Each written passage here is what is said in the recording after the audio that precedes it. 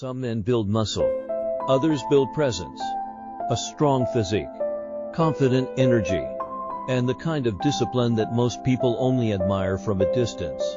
This is the lifestyle of a man who chose to make fitness a daily priority. Early mornings, intense workouts, and a mindset focused on progress.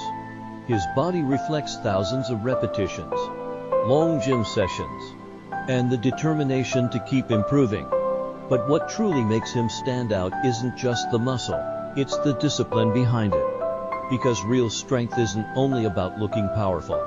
It's about living with purpose, consistency, and the drive to become better every day.